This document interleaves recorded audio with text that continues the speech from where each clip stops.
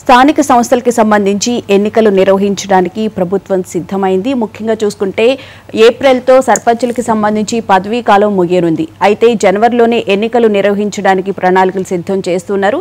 దీనికి సంబంధించి ఎన్నికల సంఘం అయితే అన్ని ప్రిపరేషన్స్ చేస్తున్నప్పటికీ కూడా బీసీ కులగణన జరిగాకే ఎన్నికలు నిర్వహించాలి అని చెప్పి కూడా ఎన్నికల కమిషన్ ఆదేశించినట్లు తెలుస్తుంది. మరి బీసీ కులగణన జరిగే అవకాశం కనిపిస్తుందా? 34% రిజర్వేషన్లు కల్పించే విధంగా కూడా కూటమి ప్రభుత్వం ఎన్నికల సందర్భంగా హామీ ఇచ్చిన నేపథ్యంలో మరి బీసీ కులగణన చేపడుతుందా? ముఖ్యంగా మనం ఇక్కడ తెలంగాణలో కూడా చూసుకుంటే స్థానిక సంస్థలకు ఎన్నికలు నిర్వహించాలని ఎప్పటి నుంచో అంటున్నప్పటికీ కూడా ఈ నెల 30 కల్లా ఎన్నికలు నిర్వహించాలని ఆదేశాలు జారీ చేసినప్పటికీ బీసీ కులగణన 42% బీసీలకు రిజర్వేషన్ కల్పిస్తామని చెప్పి ఇక్కడ ప్రభుత్వం కూడా చెప్పడం జరిగింది.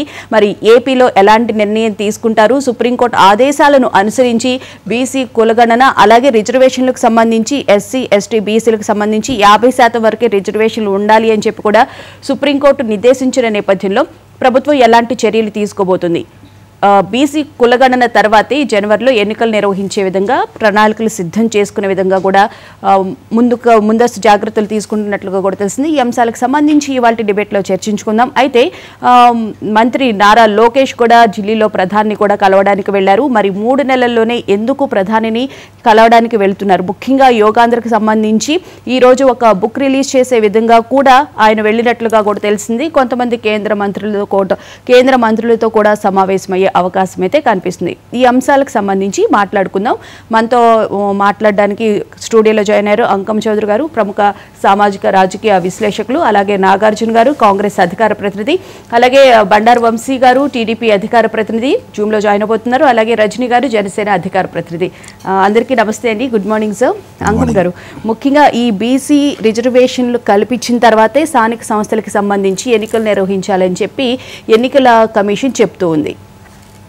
ముందుగా భవన్ గారు మీకు మహా న్యూస్ యాజమాన్యానికి, మిత్రులు నాగార్జునకి, రజనీ మేడం గారికి, అలాగే బండారు వంశీకి, వీక్షకులందరికీ కూడా శుభోదయం.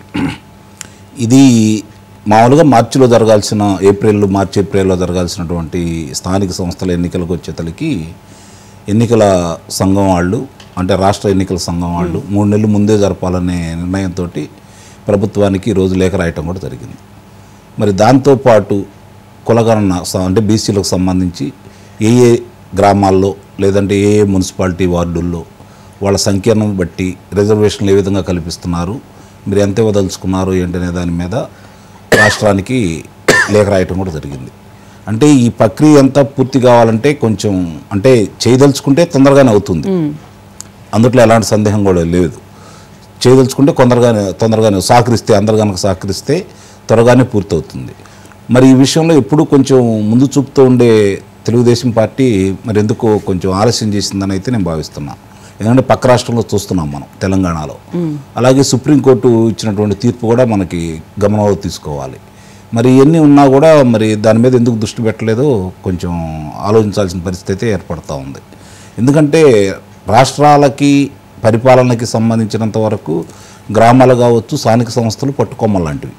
ఎందుకంటే రాష్ట్ర ప్రభుత్వాలైనా కేంద్ర ప్రభుత్వాలైనా వాళ్ళు ఏదైనా అమలు చేయాలనుకున్నా, ఏదైనా సంస్కరణలు తీసుకొచ్చినా, ఏదైనా పనులు చేయాలన్నా కూడా గ్రామ స్థాయిలో వాళ్ళు ఏదైతే పటిష్టంగా అమలు చేయగలుగుతారో అప్పుడే ఫలాలు ప్రజలకు అందుతూ ఉంటాయి. అలాగే మున్సిపాలిటీలు కావచ్చు, ఎందుకంటే శాసనాలు చేయటం వరకే శాసనసభ కావచ్చు లేకపోతే లోక్సభ కావచ్చు నిర్ణయాలు తీసుకుంటాయి. కానీ దాన్ని అమలు చేయాలంటే అధికారులు, స్థానిక సంస్థలదే ముఖ్య పాత్ర. ఎందుకంటే ఈరోజు ప్రగతికి పట్టుకొమ్మలు గ్రామాలు, ఆ విషయాలు మర్చిపోకూడదు మనం. మరి వాటికి సంబంధించినంత వరకు ఈరోజు ఈ ఎన్నికల సందర్భంగా కొంచెం ముందస్తుగా అన్ని కార్యక్రమాలు తీసుకోవాల్సిన ఉందని చెప్పని ఈరోజు ఎన్నికల సంఘం వాళ్ళు అడుగుతున్నారు. అలాగే సుప్రీంకోర్టు కూడా 34% సంబంధించిన రిజర్వేషన్ గురించి మాట్లాడుతూ ఉన్నాయి బీసీలకు సంబంధించి. గతంలోనే తెలుగుదేశం పార్టీ ఆ రోజు స్థానిక సంస్థల ఎన్నికలకు సంబంధించి 34% రిజర్వేషన్ అమలు చేసింది. దాన్ని గత వైఎస్ఆర్సీపీ ప్రభుత్వం తొంగలో దొక్కింది. మళ్ళీ ఈరోజు ఆ అంశం వీళ్ళ చేతిలో ఉంది కాబట్టి గతంలో చేసిన దాన్ని అదే విధంగా కొనసాగిస్తారా అంటే ఇప్పుడున్న సాంకేతికాన్ని అడ్డం పెట్టుకొని ఈరోజు దాన్ని అమలు చేయాలి అంటే ఇప్పుడు మళ్ళీ ఒకసారి చేసి ఒక కమిషన్ ఏర్పాటు చేసి రాష్ట్ర ప్రభుత్వం కమిషన్ ఏర్పాటు చేసి ఆ నివేదిక ఇచ్చిన తర్వాత దాన్ని ఆధారంగా ముందుకు వెళ్తారనమాట. అంటే ఏ ఏ పంచాయతీలు బీసీలకు కేటాయించాలి, బీసీలకు కేటాయించిన దాంట్లో మహిళలకు ఎంత శాతం కేటాయించాలి, అలాగే ఏ పంచాయతీ వార్డులు కావచ్చు, మున్సిపల్ వార్డులు కావచ్చు, కార్పొరేషన్లో కావచ్చు, వీటన్నిటిని కూడా ముందుగానే నిర్ణయించుకున్న తర్వాతే లాటరీ పద్ధతిలో ఉంటుంది. కొన్నేమో అంటే మహిళలకు సంబంధించిందా లేకపోతే బీసీలకు సంబంధించిందా అనే విషయాల్లో కూడా వాళ్ళకు కూడా రిజర్వేషన్ కేటాయించాలి కాబట్టి అది కూడా ముందుకు తీసుకెళ్లే క్రమంలో కూడా ఉంటుంది. కాబట్టి ఇవన్నీ అంటే చేయదలుచుకుంటే ఇప్పుడున్న ప్రభుత్వం పెద్ద కష్టమైన పని అయితే కాదని నేను అనుకుంటున్నాను. చేస్తారు కూడా, చేయగల సమర్థులే వీళ్ళు. ఎందుకంటే జనవరి అంటే చాలా సమయం ఉంది, ఇంకా 3 నెలల పైన సమయం ఉంది కాబట్టి అది పెద్ద విశేషంగా అయితే నేనైతే భావించట్లేదు. ఎందుకంటే ఇప్పుడు ఈ కూటమి ప్రభుత్వం అధికారంలోకి వచ్చి 14 నెలల 23 రోజులు అవుతుంది. మరి ఎన్నో కార్యక్రమాలు ఈరోజు చేపడతా ఉన్నారు, ముందుకు వెళ్తానే ఉన్నారు. మరి ఆ క్రమంలో భాగంగా రేపు పొద్దున వీళ్ళు అన్ని విషయాల్లో కూడా మామూలుగా వీళ్ళకంటూ ఒక డేటా అనేది ఉంది, గతంలో చేసిన డేటా అంటూ ఉంది. కొత్తగా ఓటర్లు చేరిన దాంట్లో కూడా వీళ్ళకి ఒక అవగాహన అంటూ ఉంది. దాని మీద పోరాటం కూడా చేశారు గతంలో. దొంగ ఓట్లు కావచ్చు, వీటి గురించి కావచ్చు, సఫలీకృతం కూడా అయ్యారు కూటమి ప్రభుత్వం. 2024 ఎన్నికలకు సంబంధించి వాళ్ళు చేయాల్సిన మోసాలన్నిటి కూడా బయట పెట్టేసి చేర్చిన దొంగ ఓట్లతో పాటు వీళ్ళ ఓట్లు తీసేసిన ఓట్ల గురించి కూడా పోరాటం చేశారు, విజయం సాధించారు. ఆ విషయంలో వీళ్ళకంటూ ఒక అవగాహన కూడా ఉంది. స్థానిక నాయకులు యాక్టివ్గా కూడా ఉన్నారు చాలా చోట్ల కూడా. కాబట్టి ఇప్పుడు అధికారంలో కూడా ఉన్నారు కాబట్టి ప్రక్రియ అనేది వీళ్ళు కమిషన్ వేసిన తర్వాత ప్రతి మండలంలో పర్యటన చేయాలి, ప్రతి గ్రామంలో పర్యటన చేయాలి, ప్రతి మున్సిపాలిటీలో వీళ్ళు పర్యటన చేయాలి. కాబట్టి నిస్సందేహంగా కూడా అవి వీలైనంత తొందరగానే చేస్తారని అయితే నేనైతే భావిస్తున్నాను. అందుట్లో ఎలాంటి అనుమానం అయితే ఉండదు. ఇప్పుడు ఈ స్థానిక సంస్థలు 3 నెలలు ముందుకు తీసుకొచ్చే అంశం అనేది అంటే ఎన్నికల కమిషన్ తీసుకుంది. మామూలుగా వీళ్ళు ఏమనుకున్నారంటే ఏప్రిల్ అంటే కొంచెం అలసత్వంగా ఉండి ఉంటారు, అందువల్లే కొంచెం దాని గురించి దృష్టి పెట్టలేదేమనుకున్నాం. ఈరోజు వచ్చింది కాబట్టి రేపు ఎల్లుండి ఒక నిర్ణయం తీసుకుంటారు ముఖ్యమంత్రి గారు, మంత్రివర్గం అందరూ కలిసి. ఎట్టి పరిస్థితుల్లో కూడా ఈ అనుకున్న సమయానికి లోపే దీన్ని పూర్తి చేస్తారని అయితే నేను భావిస్తున్నాను. కాకపోతే ఏంటంటే మీరు గమనిస్తే మొట్టమొదటి నుంచి కూడా ఎవరో ఒకళ్ళు కావాలని ఎన్నికలు ఆపడం కోసం న్యాయస్థానానికి వెళ్ళి అది కావాలి ఇది కావాలి మాకు సాలదు లేకపోతే ఏదో ఒకటి కొర్రీలు వేయటానికి మాత్రం రాజకీయ పార్టీలు చాలా అలవాటు పడి ఉన్నాయి. కొంతమంది అదే కార్యక్రమంలో ఉంటారు. అట్లాంటి ఇబ్బందులు వచ్చినా కూడా దాన్ని న్యాయస్థానాలు చూసుకుంటే ప్రభుత్వం కూడా ముందుకి వెళ్ళిద్దరైతే నేను భావిస్తున్నా. ఇక్కడ స్థానిక సంస్థల బలోపేతాలకి ఈ ఎన్నికలు బాగా ఉపయోగపడతాయి. అలాగే కేంద్రం నుంచి వచ్చే నిధులు కావచ్చు. ఇప్పుడు మొన్న చూసాము 1311 కోట్ల రూపాయలు పంచాయతీలకి రాష్ట్ర ప్రభుత్వం కేటాయించడం కూడా చూసాం మనం. అంటే ఇవన్నీ కూడా అక్కడ స్థానిక నాయకత్వం ఎవరైతే ఉంటారో పంచాయతీ సర్పంచ్ కాడి నుంచి వార్డు మెంబర్లందరూ కూడా సమిష్టిగా ఆ గ్రామానికి ఏం ఉపయోగాలు జరుగుతాయి, ఏమేం పనులు చేసుకోవాలి అనే ఒక అవగాహన వాళ్ళకు ఉంటుంది స్థానికులుగా ఉన్న వాళ్ళకి. కాబట్టి ఈ నిధులతో పాటు పెండింగ్లు కూడా ఉంటాయి కదా, వాటిని కూడా పూర్తి చేసుకొని ముందుకెళ్ళే క్రమంలో స్థానికంగా ఉన్నటువంటి ఈ ప్రజాప్రతినిధుల పాత్ర చాలా ప్రముఖంగా ఉంటుంది. వాళ్ళు కనుక అభివృద్ధి దిశగా కనుక ముందుకెళ్తే రాష్ట్రం ముందుకెళ్తూ ఉంటుంది. కాబట్టి అలాంటి వాళ్ళని ఈరోజు ఎన్నుకునే కార్యక్రమంలో భాగంగా నిజంగానే ఓ రకంగా పంచాయతీ ఎన్నికలంటే అవి చాలా పోటాపోటీగా జరుగుతూ ఉంటాయి. వ్యక్తిగతాలు గమనించుకోండి మీరు. ఇప్పుడు జిల్లా పరిషత్తులో లేకపోతే మున్సిపాలిటీలో వచ్చే తలికి, మండల స్థాయికి వచ్చే తలికి అవి పార్టీ పరంగా జరుగుతాయి. స్థానిక సంస్థలు వచ్చేతలకి వ్యక్తిగతంగా జరుగుతూ ఉంటాయి. ఒకే పార్టీలో 2-3 పోటీ పడవచ్చు, అన్నదమ్ములు పోటీ పడవచ్చు, బావమరుదులు పోటీ పడవచ్చు, అక్కా చెల్లెళ్ళు పోటీ పడవచ్చు. ఎందుకంటే స్థానికంగా ఉన్నటువంటి వాళ్ళ అన్ని మామూలుగా చాలామందికి తెలియని విషయం ఏంటంటే ప్రధానమంత్రి గారు గ్రామంలోకి వచ్చి ఏదైనా కార్యక్రమం నిర్వహించాలన్నా కూడా పంచాయతీ సర్పంచే సభాధ్యక్షుడిగా వ్యవహరించాలి. అంటే పంచాయతీ సర్పంచ్కు ఉన్నటువంటి పవర్ అలాంటిది. కాకపోతే ఇప్పుడు ఈ శాసనసభ్యులు చాలామంది కూడా శాసనసభ్యులు ఏంట్లే ఏ రాజకీయ పార్టీ అయినా దాన్ని బుల్డోజర్ చేస్తూ ఓ రకంగా పంచాయతీ సర్పంచ్ని స్థాయి తగ్గిస్తున్నారని అయితే నేనైతే నిస్సందేహంగా చెప్పగలను.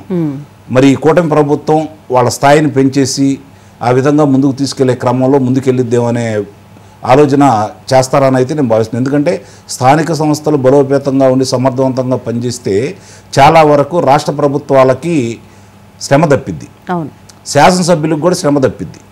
ఎప్పుడైతే శాసనసభ్యులు ఈ మామూలుగా గ్రామాల మీద పెత్తనం చేయడం మొదలు పెడతారో కొంత డల్యూట్ అవుతూ ఉంటుంది అనమాట. ఇదన్నీ కూడా దృష్టిలో పెట్టుకొని రేపు పొద్దున స్థానిక సంస్థల్లో సరైన అభ్యర్థుల్ని అంటే అక్కడ పార్టీలు చూడరు, సమర్థులు లేదంటే ఆ గ్రామంలో ఉన్నటువంటి వ్యక్తిగతం, తర్వాత కులాలకు సంబంధించి ఈ ఆధిపత్యాల గురించే ఉంటాయి. చాలామంది కూడా కులాల గురించి ఆలోచిస్తున్నారు, కానీ గ్రామంలో 2%, 3% ఉండేవాళ్ళు కూడా ఆ వ్యక్తి యొక్క ప్రజాదరణను దృష్టిలో పెట్టుకొని, గతంలో అతను చేసిన కార్యక్రమాలను దృష్టిలో పెట్టుకొని, అతని వ్యక్తిత్వాన్ని దృష్టిలో పెట్టుకొని గెలిపించుకున్న పంచాయతీలు చాలా ఉన్నాయి. కాబట్టి ఇది పంచాయతీ ఎన్నికలకు వచ్చేదానికి పార్టీ పెద్దగా అంటే ఇప్పుడు పార్టీల రంగు పులుగుతున్నారు, కానీ వాస్తవంగా పంచాయతీలలో పార్టీలో ప్రమేయం పెద్దగా ఉంటుందని అయితే నేను భావించను. ఈ స్థానిక సంస్థలు మిగిలినటువంటి మున్సిపాలిటీలు కావచ్చు, లేకపోతే జిల్లా పరిషత్తులు కావచ్చు, మండలాల్లో కావచ్చు, నిస్సందేహంగా పార్టీ రంగు అనేది ఉంటుంది. ఇప్పుడు ఈ కూటమి ప్రభుత్వానికి ఓ రకంగా ఇప్పుడు 164 స్థానాలు వచ్చినటువంటి కూటమి ప్రభుత్వం స్థానిక సంస్థల్లో కూడా ఆ స్థాయిలో విజయదుందుబి మోగించుకోవడం అనేది ఓ రకంగా సవాల్ లాంటిదే. దాన్ని ఏ విధంగా వీళ్ళు అధిగమిస్తారో చూడాలి. రైట్. నాగార్జున గారు గుడ్ మార్నింగ్ అండి. నమస్తే. నమస్తే మేడం. Good morning madam. స్థానిక సంస్థలకు సంబంధించి మరి కాంగ్రెస్ పార్టీ వ్యూహం ఏంటి, ఎలా ముందుకు వెళ్ళబోతుంది? మీరు కూడా పోటీ చేసే అవకాశం ఎంతవరకు ఉంది? తప్పగా పోటీ చేస్తుంది మేడం. ప్రజాస్వామ్యంలో పోటీ చేయాలి కాబట్టి పోటీ చేస్తుంది. గెలుపు ఓటములు అనేది దేవుడి మీద డిపెండ్ అయి ఉంటుంది. నిన్న కాక మొన్న జరిగిన కొన్ని ఎంపీటీసీ ఎలక్షన్, జడ్పీటీసీ ఎలక్షన్లో కూడా కాంగ్రెస్ పార్టీ పోటీ చేసింది. కాకపోతే కొన్ని ఏంటంటే మా చేత నామినేషన్ కూడా వేయించలేదు. సరే, ఇప్పుడు మనం లోకల్ బాడీ ఇష్యూస్ గురించి మాట్లాడుతున్నాం మేడం. జనరల్గా లోకల్ బాడీ ఇష్యూస్ అంటే ముఖ్యంగా లోకల్ బాడీ ఎలక్షన్స్ అంటే ముఖ్యంగా దాని మీద గుర్తొచ్చేది ఏంటంటే రిజర్వేషన్ అనే అంశం చాలా ఇదిగా ముందుకు వస్తుంది. గతంలో జనరల్గా రిజర్వేషన్ ఏంటంటే ఎస్సీకి 15%, ఎస్టీకి 7.5%, అలాగే బీసీకి 27%. అంటే దాదాపుగా మొత్తం యాడ్ చేస్తే అంటే ముగ్గురికి ఇచ్చిన రిజర్వేషన్ యాడ్ చేస్తే 49.5% రిజర్వేషన్ ఉంది మేడం. దీని మీద మండల కమిటీ అనే ఒక కమిటీ ఉంటుంది. ఆ మండల కమిటీ కానీ లేదంటే సుప్రీంకోర్టు మనకేం చెప్పిందంటే టోటల్ రిజర్వేషన్ మీరు ఏదైతే ఎస్సీలకు కానీ ఎస్టీలకు కానీ బీసీలకు కానీ మొత్తం రిజర్వేషన్ ఇస్తున్నారో ఆ రిజర్వేషన్ ఏదైతే ఉందో అది 50% ఎక్సీడ్ కాకూడదని చెప్పి వాళ్ళు ఒక తీర్పు ఇవ్వడం జరిగింది. ఆ తీర్పు బేస్ చేసుకొని ఈ మండల కమిషన్ ఏం చేసిందంటే బీసీలో కూడా ఎకనామికల్లీ బ్యాక్వర్డ్ కాస్ట్ చాలామంది ఉన్నారు. వాళ్ళు ఫినాన్షియల్ కానీ ఇంకొక విధంగా కానీ రాజకీయంగా వాళ్ళకి అంత ఇవ్వట్లేదు. సో వాళ్ళకు కూడా రిజర్వేషన్ ఇవ్వాలని చెప్పి మండల కమిషన్ వేయడం జరిగింది. ఆ మండల కమిషన్ ఇచ్చి తీర్పు ఏం చెప్పిందంటే ఓకే బీసీలకి మనం 27% రిజర్వేషన్ ఇవ్వచ్చు అని చెప్పింది. అలా యాడ్ చేసిన తర్వాత టోటల్ రిజర్వేషన్ ఎంత వచ్చిందంటే దాదాపుగా ఇప్పుడు వచ్చిన రిజర్వేషన్ అంటే 49.5% రిజర్వేషన్ వచ్చింది మేడం. అయితే ఇప్పుడు సమస్య ఏంది అంటే ఇప్పుడు ఏదైతే టీడీపీ వాళ్ళ మేనిఫెస్టో 2024 ఎలక్షన్ ముందు ఏం చెప్పిందంటే మేనిఫెస్టోలో మేము గనక అధికారం కనుక వస్తే మా హయాంలో జరగబోయే లోకల్ బాడీ ఎలక్షన్స్లో మేము ఇప్పటికున్న బీసీ రిజర్వేషన్ 27% ఏదైతే రిజర్వేషన్ ఉందో దాన్ని దాదాపు 34% రిజర్వేషన్ చేస్తాము అంటే వాళ్ళు లిమిట్ పెంచుదాం అని చెప్పడం జరిగింది. ఇది అంత ఈజీ అంటే దీన్ని కూడా మనం కులంకిషణ చర్చించుకోవాలి. ఎందుకంటే అక్కడ ఏపీలో చూసినా ఇక్కడ మా తెలంగాణలో మా కాంగ్రెస్ పార్టీ కూడా ఏం చేస్తుందంటే 42% రిజర్వేషన్ పెడతా అంటుంది. ఈ రిజర్వేషన్ కాకుండా కొత్తగా ఇప్పుడు సెంట్రల్ గవర్నమెంట్ ఆఫ్ ఇండియా ఏం చేస్తుందంటే అరే ఎస్సీలు ఎస్టీలో కాదు బీసీలో కాదు ఓసీల్లో కూడా చాలా మంది ఎకనామికల్లీ బ్యాక్వర్డ్ ఉండాలి, చాలా మంది పూర్ ఉన్నారు, ఫినాన్షియల్ ఇది ఉన్నారు, అలాగే రాజ్యాధికారం లేక వాళ్ళకు కూడా చాలా ఉండాలి. వాళ్ళకి మనం రిజర్వేషన్ కూడా కల్పించాలి కదా, వాళ్ళకి కూడా ఎకనామికల్ మనం గ్రోత్ ఇవ్వాలిగా అన్న ఉద్దేశంలో ఈబీసీ కింద ఎకనామికల్లీ వెల్ఫేర్ కింద వాళ్ళకు కూడా ఏం చేస్తున్నారంటే 10% రిజర్వేషన్ మనం ఎందుకు ఇవ్వకూడదు, ఈడబ్ల్యూఎస్ కోటా కింద మనం ఎందుకు ఇవ్వకూడదు అని చెప్పి అది యాడ్ చేస్తే ఆటోమేటిక్ ఏదైతే సుప్రీంకోర్టు రిజర్వేషన్ 50% ఉందో ఆ లిమిట్ దాటుతుంది కదా, దాటితే మనం ఇంప్లిమెంట్ చేయడం కుదరదు. కాబట్టి మనం ఒక పని చేద్దాం, దీన్ని కాన్స్టిట్యూషన్ అమెండ్మెంట్ ఇద్దామని చెప్పి దాదాపు 103 అని constitution amendment I think. So ఆ కాన్స్టిట్యూషన్ అమెండ్మెంట్ ద్వారా ఈ లిమిట్ దానిలోకి కౌంట్ చేయకుండా పక్కన ఇచ్చేద్దామని చెప్పి వాళ్ళు 10% ఈడబ్ల్యూసీ కింద రిజర్వేషన్ ఇవ్వడం జరిగింది. సో అది పక్కన పెడితే ఇన్ కేసు ఈ కూటమి ప్రభుత్వం కనుక ఇక్కడ తెలంగాణలో మా ప్రభుత్వం కూడా ఇక్కడ 42% కానీ అక్కడ 34% ఏదైనా రిజర్వేషన్ తేవాలంటే డెఫినెట్గా ఈ 50% అనే లిమిట్ క్రాస్ అవుతుంది. కాబట్టి దీనికి ఏం చేయాలనేది కూడా ఒక్కసారి థింక్ చేయాలి. రాజ్యాంగం అనేది దీన్ని యాక్సెప్ట్ చేస్తుందో లేదో కూడా ఒకసారి మనం థింక్ చేయాలి. ఇంకపోతే మేడం ఈ ఏదైతే లిమిట్ 34% రిజర్వేషన్ ఇంప్లిమెంట్ చేయాలన్నా ఇక్కడ 42% ఇంప్లిమెంట్ చేయాలన్నా ఫస్ట్ మనం కులగణన అనేది చెయ్యాలి. కులగణన అనేది వెరీ వెరీ ఇంపార్టెంట్. కులగణన చేస్తేనే ఎక్కడ బీసీలు అత్యధికంగా ఉన్నారు అక్కడ బీసీలకు పోటీ చేసే అవకాశం మనం ఇవ్వగలిగే వాళ్ళు అవుతాం. అయితే తెలంగాణలో చూస్తే తెలంగాణ గవర్నమెంట్ ఆల్రెడీ కులగణన ఎప్పుడో కంప్లీట్ చేసింది. మరి ఇప్పుడు ఆంధ్రప్రదేశ్ ప్రభుత్వం ఏం చేస్తుందంటే 2 నెలల ముందే 3 నెలల ముందే మనం లోకల్ బాడీ ఎలక్షన్ పెడదాం అనుకుంటుంది. దాదాపు మార్చిలో కంప్లీట్ కావాల్సిన లోకల్ బాడీ ఎలక్షన్ వాళ్ళు ముందుగా క్యాన్సిల్ చేసి జనవరిలో కంప్లీట్ అయినట్టుగా జనవరిలో మనం లోకల్ బాడీ ఎలక్షన్స్ పెడదాం ఉంది. ఇన్ కేసు జనవరిలో కనుక ఈ లోకల్ బాడీ ఎలక్షన్ కనుక పెట్టాలనుకుంటే వీళ్ళు ముందే కులగణన చేయాలి. మరి ముందే కులగణన చేసే అంత మ్యాన్ పవర్ కానీ లేదంటే అంత ఇన్ఫ్రాస్ట్రక్చర్ కానీ అంత సమయం వీళ్ళకు ఉందా లేదనేది ఒకసారి మనం చర్చించుకోవాలి మేడం. ఎందుకంటే కులగణన చేయాలంటే ప్రతి ఇంటికి డోర్ టు డోర్ అంటే బీసీ కులగణన ఒకటే చేస్తే సరిపోదు. ప్రతి ఇంటికి వెళ్ళి వాళ్ళ క్యాస్ట్ మొత్తం రాసుకొని వాళ్ళ ఇన్కమ్ మొత్తం రాసుకుంటేనే ఆటోమేటిక్గా అందులో బీసీలు ఎంతమంది వస్తున్నారు, ఎస్సీలు ఎంతమంది వస్తున్నారు, ఎస్టీలు కానీ ఓబీసీ ఎకనామికల్ బ్యాక్వర్డ్ క్యాస్ట్లు ఎంత వస్తున్నారు అన్నీ తెలుసుకుంటే కదా ప్రతి ఇంటింటికి తిరిగి చేయగలన సామర్థ్యం ఇప్పుడు ఉందా లేదనేది మనం చెక్ చేసుకోవాలి. ఎందుకంటే నిజంగా తెలంగాణలో సాధ్యమైంది కదా, ఏపీలో సాధ్యమవుతుంటారా? Time madam. ఇప్పుడు తెలంగాణలో వాళ్ళు ఇప్పుడు 6 months 1 year ముందు నుంచే మేము కులగణన చేస్తాం అని చెప్పి వాళ్ళు చెప్పుకుంటూ వస్తున్నారు. సో అన్నది విధంగా చేశారు. బట్ వీళ్ళు ముందుకెళ్తా అన్నారు కాబట్టి దానికి ఉందా లేదో ఒక్కసారి మనం చెక్ చేసుకోవాలి. ఎందుకంటే వీళ్ళు మార్చిలో కంప్లీట్ కావాల్సిన లోకల్ బాడీ ఎలక్షన్స్ మేము జనవరికి పోస్ట్ పోన్ చేస్తున్నాం అంటే ఒక 2-3 నెలల ముందు పెద్ద దానికి పోయేది ఏం లేదండి. 2-3 నెలల ముందే పెడదాం అంటున్నారు. మరి 2-3 నెలల ముందు పెడదాం అంటే మీకు ఎలక్షన్కి అట్లీస్ట్ ఒక 40 రోజులు 2 నెలల ముందు మీరు ఇవ్వాలి. ఏమని ఈ షెడ్యూల్ ఇవ్వాలి. షెడ్యూల్ ఇవ్వాలంటే ఇప్పుడు ఉంది ఆగస్ట్ సెప్టెంబర్ ఉంది. సెప్టెంబర్ అక్టోబర్ నవంబర్ డిసెంబర్ అంటే దాదాపు 3-4 నెలలే ఉంది. మీరు ఎప్పుడు ఇవ్వగలరు అంటే 2 నెలల్లో మీరు కురగాలం చేయాలి. 2 నెలల్లో కురగాలు చేసి అట్లీస్ట్ లోకల్ బాడీ ఎలక్షన్ మీరు చెప్పే డేట్ 2 నెలల ముందే జనవరిలో పెడతా ఉన్నారు కాబట్టి మీరు డిసెంబర్ ముందు లేదా నవంబర్లోనో మీరు నోటిఫికేషన్ చేయాలి పలానా డేట్ పెడతామని చెప్పి. అంటే 2 నెలల్లో మీరు కురగాలను యాక్యురేట్గా చేయగలరా అనేదే మా సందేహం. చేస్తే వెళ్ళండి గుడ్, మేము దానికి ఏమో కాదను. సో చేయగలరా అనేది మా సందేహం మేడం. ఇంకపోతే జగన్మోహన్ రెడ్డి గారి విషయంలో కూడా అంటే ఆయన హయాంలో కూడా అసలు లోకల్ బాడీ ఎలా జరిగినాయి ఏంటో కూడా మనం చెక్ చేసుకోవాలి. ఎందుకంటే ఈరోజు లోకల్ బాడీ ఇష్యూ గురించి మాట్లాడుతున్నాం కాబట్టి జగన్మోహన్ రెడ్డి గారి హయాంలో ఉన్నప్పుడు ఏ పార్టీ కానీ ఇంకొకరు కానీ లోకల్లో ఇష్యూ ఉన్నవాళ్ళు కానీ అంటే లోకల్ బాడీలో పార్టీలకి అనే సింబల్ ఉండవు కాబట్టి సింబల్లో ఉండకపోయినా బ్యాక్ సైడ్ పార్టీ సపోర్ట్తో నిలబడతారు కాబట్టి అసలు చాలా విషయాల్లో చాలా చోట్ల నామినేషన్ కూడా ఏజ్లా ఏపించి అంత ఇది చేయాలి. అంత టైం అంత ఇది కూడా జగన్మోహన్ రెడ్డి గారి ప్రభుత్వం కానీ అక్కడ ఉన్న పోలీసులు కానీ లేదంటే వాళ్ళ నాయకులు కానీ ఇవ్వాల. అంటే ఏకగ్రీవంగా లోకల్ బాడీ ఎలక్షన్లో యునానమస్గా చరిత్రలో కనీ విరిగని రీతిలో వాళ్ళు యునానమస్గా వన్ సైడ్ చేసుకున్నారు. మరి కూటమి ప్రభుత్వం కూడా వాళ్ళ అధికారం ఉన్నారు కదా, వైసీపీ ప్రభుత్వం ఇలా చేసింది ఆ టైంలో. మరి ఇప్పుడు మేమేం చేయకూడదు, మేము ఎందుకు చేయకూడదు, మాకు రాజ్యాధికారం ఉంది కదా, మేము ఎందుకు మిగిలిన పార్టీలు ఓట్లు లేదండి నామినేషన్ చేయడానికి మేము ఎందుకు సమర్పించాలి, ఎందుకు వాళ్ళు పంపించాలి, మేము కూడా అదే విధంగా చేస్తామా అనే రీతిలో ఉందా లేదు అలా ఉండదు అంటే మనం ఎలా చెప్పగలం మేడం? ఎందుకంటే మనం పులివెందుల ఈ నియోజకవర్గంలో అక్కడ జగన్ గారి కాన్స్టిట్యుయెన్సీలో చూసాం కదా, పులివెందుల్లో నామినేషన్ ఇప్పించారు నేను ఒప్పుకుంటాను. నేను ఇదే డిస్కస్ చేశాను మీతో. పులివెందులు వేయించారు కానీ కుప్పం నారా చంద్రబాబు నాయుడు గారి ప్రాతినిధ్యం వచ్చిన అసెంబ్లీ సెగ్మెంట్లో మా యొక్క కాంగ్రెస్ పార్టీ తరఫున నామినేషన్ వేయడానికి పోతే వాళ్ళ కార్లు పగలగొట్టే విధంగా మా అధికార ప్రతినిధి ఎవరైతే ఉన్నారో ఆయన కార్లు పగలగొట్టే విధంగా వాళ్ళని తరిమి కొట్టడం జరిగింది. మీరు ఈ ఇష్యూని రేస్ చేశారు, టీడీపీ వాళ్ళు కూడా స్పందించడం జరిగింది.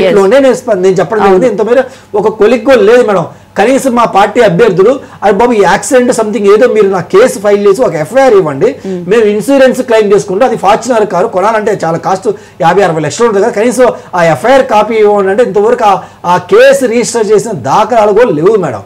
అంటే చూడండి ఎప్పుడు జరిగింది ఇది? జెడ్పీటీసీ ఎన్నికల సందర్భంగా మన జరిగింది. మీకు ఆధారాలు కావాలంటే నేను ఇస్తాను. ఎప్పుడు జరిగింది? మొన్న కుప్పంలో వాళ్ళు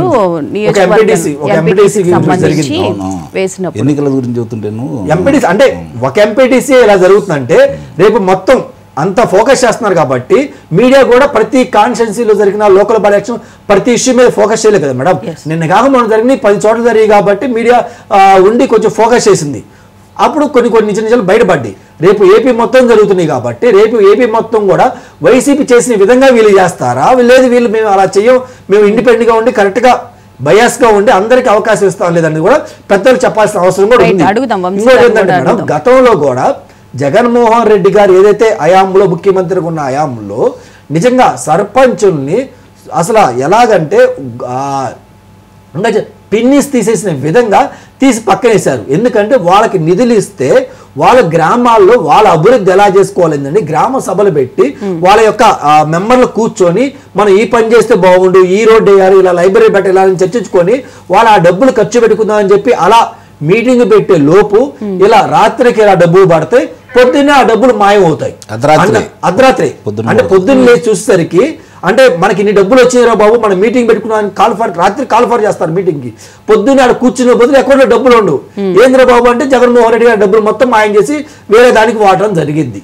అంటే చూడండి, లోకల్ బాడీ విషయంలో జగన్మోహన్ రెడ్డి గారు సర్పంచులు ఏది వాళ్ళ పార్టీ అభ్యర్థులు కూడా అరే బాబు మన పార్టీ అభ్యర్థులు మేము గెలుచుకుంటే మేము ఇంత డబ్బులు ఖర్చు పెట్టాం, 4 వర్కలు చేస్తే 4 రూపాయలు మాకు మిగులుతాయి కదా, మా డబ్బులు కూడా మీరు రాకపోవడం ఏందని అని చెప్పి రోడ్డు ఎక్కడం చూసాం మనం. అంత దారుణంగా గతంలో జగన్మోహన్ రెడ్డి గారి ప్రభుత్వం ఆయనలో చేసింది. బట్ మరి ఈ ప్రభుత్వం ఏం చేస్తుంది ఎందుకో చూడాలి మేడం ఒకసారి.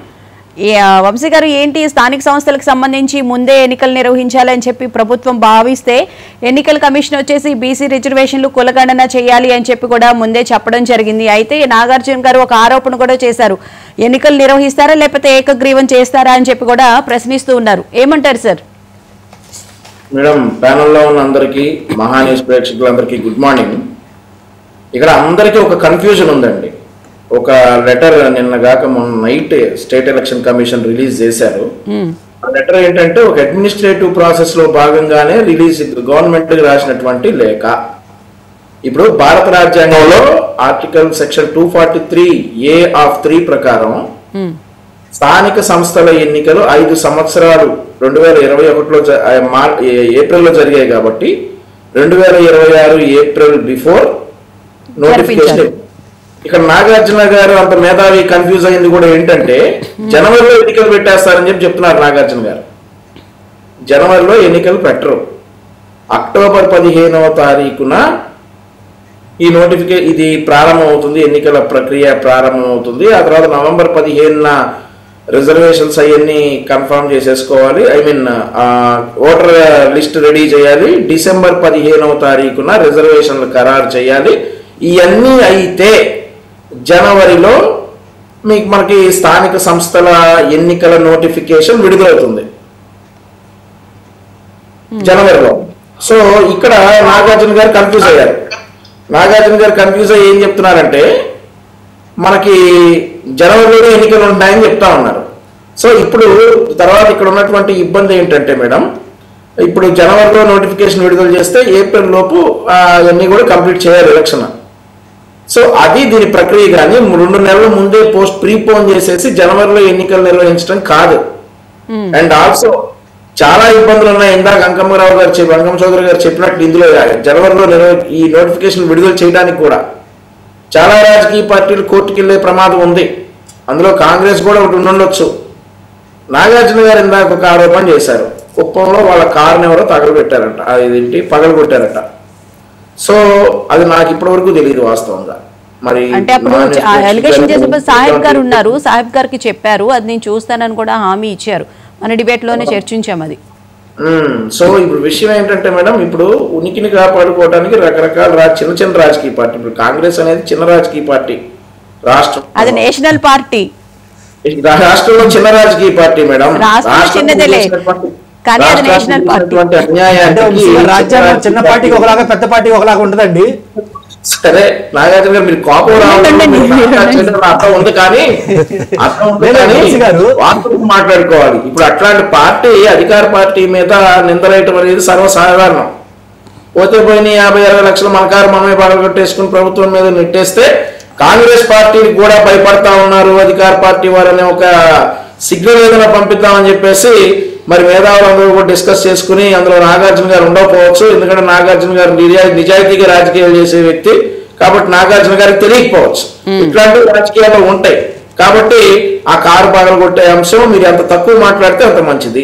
మరొకటి ఇంకొక అనుమానం ఏంటంటే ఏకగ్రీవం చేస్తారా లేదంటే ఎన్నికలు జరుపుతారా అనేది చెప్పారు. 2021లో 331 పంచాయతీలకు అసలు ఎన్నికలే జరగలేదు, మిగిలిన చాలా వరకు ఏకగ్రీవం అయ్యాయి. సో ఇప్పుడు ఏకగ్రీవం చేస్తారా అనే దానికి మనం పులివెందుల ఎలక్షన్ చూసాం. 11 నామినేషన్లు పడ్డాయి, ఎదుటి వ్యక్తికి డిపాజిట్ దక్కలేదు, చిత్తుగా ఓడిపోయాడు వైఎస్ఆర్ కాంగ్రెస్ పార్టీకి చెందినటువంటి ఎదుటి వ్యక్తి. సో మాకు తెలుగుదేశం పార్టీ కానీ జనసేన కానీ బీజేపీ కానీ ఒక కూటమిగా మాకు ఎలక్షన్లో పాల్గొని దాన్ని గెలుచుకుంటేనే మాకు థ్రిల్. కాబట్టి డెఫినెట్లీ ఏకగ్రీవం అయితే అవ్వదు ఎక్కడా కూడా. మరి అన్ఫోర్సిన్ సర్కమ్స్టాన్సెస్ లో మేము అవకాశం ఇచ్చినా కానీ ఎవరు కనుక నామినేషన్ వేయడానికి రాకపోతే చేసేదేం లేదు. మరి కాసరగడ్డ నాగార్జున గారు పూనుకొని అక్కడ ఉన్నటువంటి కాంగ్రెస్ నాయకులను తీసుకొచ్చి నామినేషన్ వేపిస్తారంటే నేను కూడా మా పార్టీ తరఫున దగ్గరుండి తీసుకుని నామినేషన్ వేపిస్తారు రెడ్డి నాగార్జున గారు. కాబట్టి మీకు ఆ భయం అవసరం లేదు. మీకు మీ కారులో బాగుపడతారని భయం ఉంటే నా కారులో తీసుకెళ్తారు నాగార్జున గారు. మీ కాంగ్రెస్ పార్టీ నాయకుల్ని డెఫినెట్లీ మీరు నామినేషన్ వేయచ్చు. రాజ్యాంగం మీకు ఇచ్చినటువంటి హక్కు ఎన్నికల్లో పాల్గొనడం అనేది మీరు పాల్గొనొచ్చు. అంతేగాని అధికార పార్టీ మీద నింద చేస్తే మన పార్టీ కూడా కొంచెం ఉనికి ఉంటది అని చెప్పేసి అట్లాంటి నిందనైతే మనం దయచేసి మానుకోవాలా. ఎట్టి పరిస్థితుల్లో ఉండవు మేడం. ఒకవేళ ఎక్కడన్నా నామినేషన్ పడకపోతే తప్పదు. ఎదుగో అక్కడ మమ్మల్ని నామినేషన్ వేయట్లేదని కాంగ్రెస్ పార్టీ తరఫున నాగార్జున గారికి చెప్పమనంటే నేను పోరాడి వేపిస్తాను నాగార్జున తరఫున నామినేషన్ అక్కడ. సో ఈ డిబేట్ సాక్షిగా కాంగ్రెస్ అధికార ప్రతినిధి నాగార్జునకి నా ఛాలెంజ్. రాష్ట్రంలో ప్రశాంతంగా ఎన్నికలు నిర్వహించే బాధ్యత ప్రభుత్వానిది. గత ప్రభుత్వం దాన్ని విస్మరించింది. ఆడవారిపై దాడి చేసి కూడా నామినేషన్ పత్రాలు లాక్కెళ్ళింది. 70 ఏళ్ల వృద్ధులపై దాడి చేసి కూడా లాక్కెళ్ళింది. ఆ పరిస్థితులు ఇప్పుడు లేవు. దానికి సాక్ష్యం పులివెందుల జడ్పీటీసీ ఎన్నికలు. అవే జరుగుతాయి. వచ్చే స్థానిక సంస్థల ఎన్నికల్లో కూడా ఎక్కడా కూడా హింస జరగకుండా ప్రభుత్వం తగు చర్యలు తీసుకుంటుంది. మీకేదైనా మీ వాహనాలు వెళ్ళడానికి భయం అయితే నాగార్జున గారు ఐఎమ్ రెడీ. నేను మిమ్మల్ని తీసుకుని మీరు చెప్పిన అభ్యర్థితో నామినేషన్ వేసే వరకు ఆయన పక్కన ఉంటా. సో ప్రభుత్వం మీరు నిందలేయటం మాత్రం మానాలి. రైట్. రజనీ గారు గుడ్ మార్నింగ్ అండి, నమస్తే.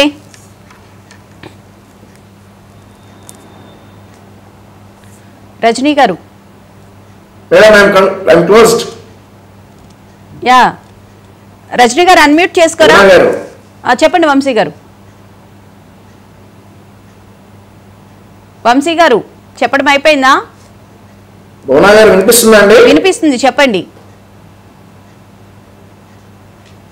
రైట్. రజనీ గారు గుడ్ మార్నింగ్. ఆడిబుల్ అండి. యా రజనీ గారు, ఏంటి స్థానిక సంస్థల ఎన్నికలు రాబోతున్నాయి, పంచాయతీరాజ్ శాఖ మంత్రి మీ వాయిస్ మాకు వినపడట్లేదు. ఒకసారి చెక్ చేస్తారండి. ఇప్పుడు వినిపిస్తుందా మీకు? నా మాట వినిపిస్తుందా రజనీ గారు మీకు? రైట్. సార్ ఏంటి మరి నాగార్జున గారు ఇంత పెద్ద ఆరోపణ చేశారు, దానికి వంశీ గారు కూడా కౌంటర్ ఇవ్వడం జరిగింది. మరి స్థానిక సంస్థలు ప్రశాంతంగా నిర్వహించే విధంగా కూటమి ప్రభుత్వం చర్యలు తీసుకుంటుందంటారా? ముందుగా నాగార్జున ఒక అంశాన్ని బయటకు తీసుకొచ్చాడు. దాన్ని సమర్థవంతంగా ఈరోజు వంశీ చక్కగా వివరించడం కూడా జరిగింది. హామీ కూడా ఇచ్చాడు. ఎందుకంటే ఎక్కడ ఎవరన్నా ఇబ్బంది పడతా ఉంటే వాళ్ళ వాహనంలో తీసుకెళ్ళి నామినేషన్ ప్రక్రియ పూర్తి చేపిస్తాము, ఎక్కడ కూడా ఇలాంటి గొడవలు జరగవని చెప్పని. ఇది తెలుగుదేశం ప్రభుత్వాన్ని గతంలో చూసుకుంటా ఉంటే చంద్రబాబు నాయుడు గారు అధికారంలోకి వచ్చిన తర్వాత కావచ్చు, అంతకుముందు నందమూరి తారక రామారావు గారు అధికారంలోకి వచ్చిన కానీ కావచ్చు. రైట్. ఒక్క నిమిషం సార్, ఒకసారి రజనీ గారితో మాట్లాడదాం. వినిపిస్తుంది. రజనీ గారు గుడ్ మార్నింగ్ అండి, వినిపిస్తుందా నా మాట? రజనీ గారు లేదు సార్. సరే, ముందుగా భువన్ గారు ఇందాక మర్చిపోయాను. ముందుగా ఈరోజు గురు పూజోత్సవ సందర్భంగా గురువులందరికీ వందనాలు తెలియజేసుకుంటూ వాళ్ళకి శుభాకాంక్షలు తెలియజేసుకుంటూ భావి భారత పౌరులను తీర్చిదిద్దే గొప్ప తల్లి తండ్రి తర్వాత మనకి గురువుది తర్వాత స్థానం. అలాంటి గొప్ప గురువులకి ఈరోజు గురు పూజోత్సవం సందర్భంగా వాళ్ళకి అభినందనలు. అలాగే ఇక ఈ స్థానిక సంస్థల వీటి గురించి మనం మాట్లాడుకుంటూ ఉంటే ఎన్నికలు ఎలా జరగాలి ఏంటి అనేది ఎవరు ఎలా మొదలుపెట్టారు అనేది దాని జోలికి కూడా మనం వెళ్ళాలి. మనకి 1952లో జరిగినటువంటి ఎన్నికల సందర్భం అంటే ఈ పంచాయతీలు అనేవి 1938లో ప్రారంభమైంది. 1938లో ఈ ఎన్నికల బోర్డు అనేవాళ్ళు దాన్ని అప్పుడు ప్రారంభమైనవి. దాదాపు కొన్ని దశాబ్దాల పాటు గ్రామ పెద్దల యొక్క కనుసన్నల్లోనే జరుగుతూ ఉండి, ఎక్కడో అంటే నువ్వు నేను అనుకున్న గ్రామాల్లో తప్ప ఎక్కువ గ్రామాల్లో అంటే మోతుబర్లు కావచ్చు, జమీందారులు కావచ్చు, లేకపోతే రాజకీయంగా ఇలా సంబంధించింది కావచ్చు, వాళ్ళ చెప్పు చేతల్లోనే ఉండేవి. ఎందుకంటే నాయకత్వం చాలా పటిష్టంగా తయారవుతుంది. ఎన్నికల్లో పోటీ చేస్తే సరైన నాయకుడు బయటకు వస్తాడు. గ్రామ స్థాయిలో నాయకత్వంలో కనుక అంటే పంచాయతీలో పోటీ చేస్తే నాయకత్వం బయటకు వచ్చేది. ఎందుకంటే వాళ్ళు చాలామంది ఆ గ్రామాలు దాటి బయటకు వచ్చాలని కూడా ఆలోచించేవాళ్ళు కాదు. ఎందుకంటే గ్రామంలో నాయకత్వం అంటే అంత విలువ ఉండేది. పంచాయతీ సర్పంచ్ అంటే చాలా విలువలతో కూడినటువంటి వ్యవహారం. అలాగే మున్సిపల్ చైర్మన్లు కావచ్చు, జిల్లా పరిషత్ చైర్మన్లు కావచ్చు. ఆ తర్వాత ఈ రాజకీయ ఆధిపత్యం ముఖ్యంగా జిల్లా పరిషత్ చైర్మన్ల చేతుల్లో ఆ రోజుల్లో అధ్యాపకుల నియామకం ఉండేది, గమనించుకోవాలి ఇక్కడ కూడా. దాన్ని మొట్టమొదట అలా ఉండకూడదని చెప్పని అది సెంట్రలైజ్ చేసినటువంటి ఏకైక వ్యక్తి అన్న నందమూరి తారక రామారావు గారు. అంటే ఈ విషయాలన్నీ కూడా గతంలో మనం చూసుకుంటూ ఉంటే చాలా లోపాలు, చాలా లొసుగులు, రాజకీయ పార్టీల యొక్క ఆధిపత్యం, అలాగే స్థానిక నాయకుల యొక్క చాలా ఘర్షణలు జరుగుతూ ఉంటాయి. జనరల్ ఎలక్షన్లో కూడా అన్ని ఘర్షణలు జరగవు. పంచాయతీ ఎలక్షన్లో అంటే నువ్వా నేను అన్నట్టు ఉంటుంది కాబట్టి చాలా గొడవలు కూడా జరుగుతూ ఉండేవి. అవి కాలక్రమేణా కొంత తగ్గిన మాట వాస్తవమే.